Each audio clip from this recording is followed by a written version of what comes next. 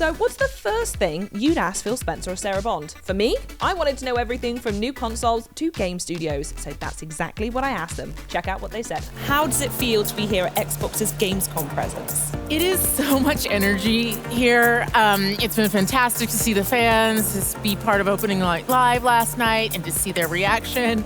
This booth, and I have no idea why we're calling it a booth, because it's not a booth.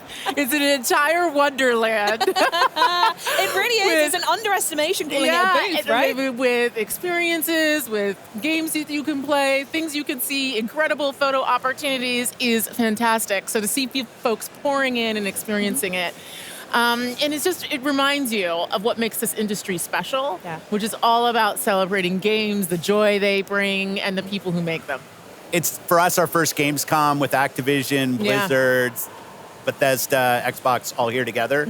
So there's definitely something special. All the teams have gotten together, and I think there's just such great representation. I'll also say the industry's gone through a lot of transition with our shows, and seeing Gamescom as strong as ever with fans, consumers coming in, all the creators that are here, strength across Europe. Like, we need more of this in the industry. I'm glad we're here supporting.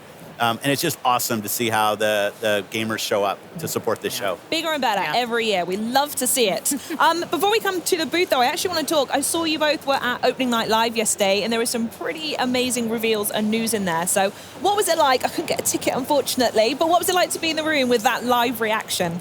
There's nothing better than being in the room with the live reaction and to just see people marvel at the things that are being made, all the work being showcased, and folks put so much work into bringing that forward. I'd say for me, it was really cool to see Game Pass titles in the show. I think we had over a dozen titles that are coming to Game Pass in the show. We just have a fantastic lineup. But I was especially excited to announce that Genshin Impact is coming to Xbox. Oh, yeah, that's my one. There's some pretty cool Game Pass rewards that are going to be part of that. Nice. There's going to be full cross progression, and it's also going to be on cloud. Ooh. So that one was a real highlight for me, because I know so many fans are excited to enjoy that on the Xbox. I love when creators are making new things, and you have to be really brave to come to a show, maybe before you're done, show your game, get the feedback. Teams that are creating new games. I thought the diversity of games at the show was awesome. Oh, absolutely, From big, huge games to smaller games, things we've heard of, seen, things we hadn't heard of. I also have to say Genshin, we got to meet with the Mihoyo team earlier in the day, and they had such excitement for their announcement, and it was nice to be able to support that. Oh, fantastic. And obviously we can't talk about Opening Night Live. We saw some amazing new stuff from Indiana Jones and the Great Circle as well as that exciting release date. We also saw the news about PlayStation as well, which is really cool. I'm really interested in that. So I want to know how this connects back to Xbox's perspective on how and when this approach happens to other titles. I mean, I'll start just saying Machine Games is doing such a nice job with that game. I thought it showed really well. And that's the most important thing, is quality of the games, teams that are getting support that can go build the game. And it was just nice. The long gameplay segment that they had, I thought was fantastic.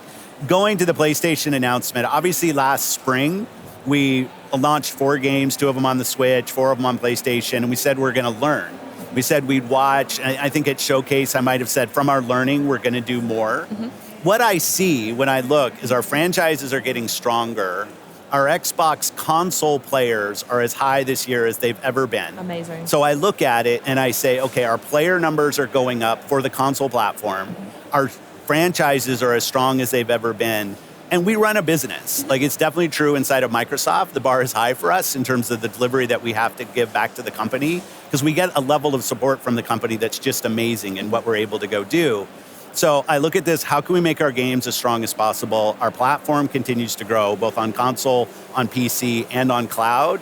And I think it's just going to be a strategy that works for us. And the last thing I'll probably say is, I think as an industry right now, there's a lot of pressure on the industry. It's been growing for a long time, and now people are looking for ways to grow.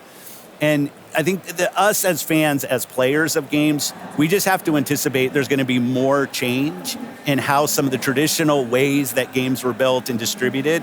That's going to change. That's going to change for all of us. But the end result has to be better games that more people can play. If we're not focused on that, I think we're focused on the wrong things. So for us as Xbox, health of Xbox, health of our platform, and our growing games, most important things. Oh, that sounds perfect. Lovely. Now back to the booth. I saw you both walking around earlier before you joined me up here, sneaking some pictures with devs at Frontier, Sega, and GSC Game World. So I want to know, Sarah, specifically what it's like to be working with our partners here in Europe and what kind of evolution we can see from these partners in the future. The partnership we have with here in Europe is fantastic. We have over 2,000 partners in EMEA actively building games. It's a lot of emails. I know, it is a lot of emails for Xbox, PC, and console and cloud today.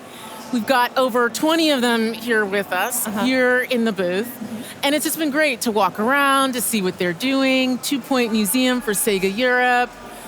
We've got the Stalker 2 team, GSC Game World, back with us, supporting them over the last couple of years has been a real highlight. So to get to be able to play their game again here is fantastic. We just walked over and checked out Winterboro, which is a very, very special. Oh, they look so cute. I'm very excited for that one.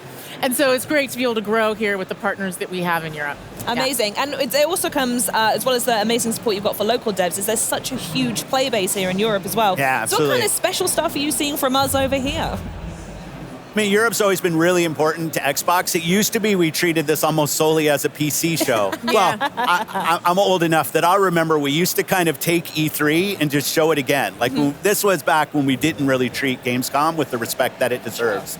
Then we were focused more on PC. Now what we find here is putting our games on PC, on console, really matches to the diverse player base we see in Europe.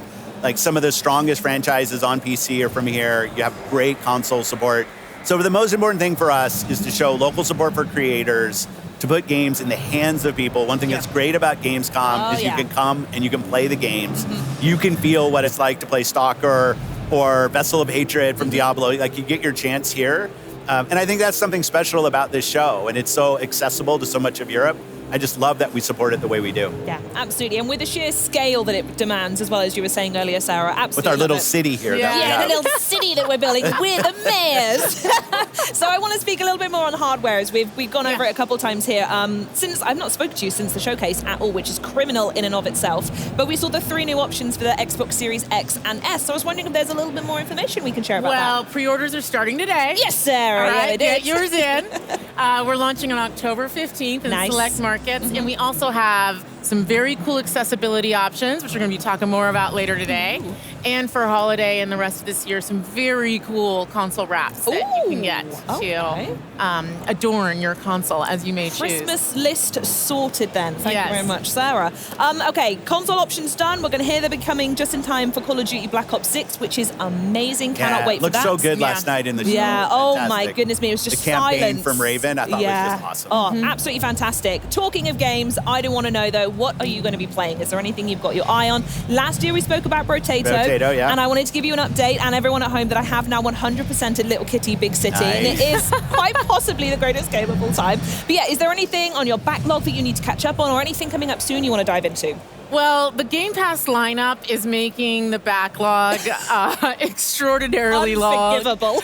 And it's getting even better this year, both on console and PCs. We've got Aura coming. We have Age of Mythology, Flight Sim 2024, which looks incredible. Oh, yeah. Black Ops 6, of course. Indiana Jones, Stalker 2. It's all like, every month there's something pretty amazing. It's a lot of games. There's a lot of games. We like games around here. But I would say, from a personal perspective, super excited for Diablo 4, especially because my father is probably the biggest Diablo fan. So Vessel of Hatred and that coming up.